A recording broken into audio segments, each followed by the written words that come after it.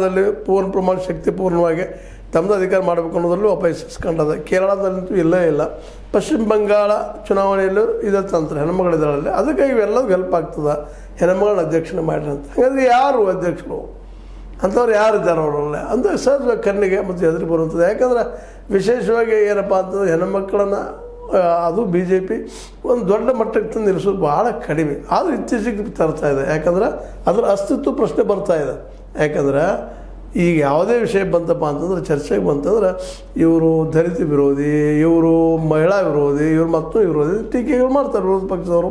ಅದಕ್ಕೆ ಉತ್ತರ ಕೊಡೋದು ಇವತ್ತು ಅನಿವಾರ್ಯತೆ ಬಂದುಬಿಟ್ಟದೆ. ಇವತ್ತು ಹೆಣ್ಮಗಳನ್ನ ಮಾಡೋದ್ರ ಜೊತೆಗೆ ಒಬ್ಬ ಒಳ್ಳೆಯ ಹೆಣ್ಮಗಳು ಯಾರಿದ್ದಾರಪ್ಪ ಅಂತ ವಿಚಾರ ಮಾಡಿದಾಗ ಸಹಜವಾಗಿ ನಮ್ಮ ಹಿಂದೆ ರಕ್ಷಣಾ ಸಚಿವರಾದಂಥವ್ರು, ಈ ಸದ್ಯ ನಮ್ಮ ಫಿನಾನ್ಸ್ ಮಿನಿಸ್ಟರ್ ಆದಂಥವ್ರು ಸೀತಾರಾಮನ್ ಬಗ್ಗೆ, ನಿರ್ಮಲಾ ಸೀತಾರಾಮನ್ ಬಗ್ಗೆ ಮಾತು ಕೇಳಿ ಬರ್ತಾಯಿದ್ದ ಮೊದಲನೇದಾಗಿದೆ. ಅವರು ಹೌದು ಜನರಿಂದ ಆಯ್ಕೆ ಆಗಿಲ್ಲ ಮತ್ತು ಬೇರೆ, ಆದರೆ ಇವತ್ತು ಅನೇಕ ಬಜೆಟ್ಗಳು ಕೊಟ್ಟಿರುವಂಥ ಇಡೀ ದೇಶದಲ್ಲಿ ಚಿರಪರಿಚಿತ ಆಗಿರುವಂಥ, ಅದು ಕರ್ನಾಟಕದಿಂದ ಆಯ್ಕೆ ಆಗಿ ತಮಿಳುನಾಡಿನವರು. ಇವರು ತಮಿಳುನಾಡಲ್ಲಿ ಇವತ್ತು ಗೆಲ್ಲುವುದು ಅದು ಹೆಚ್ಚಿನ ಪ್ರಮಾಣದ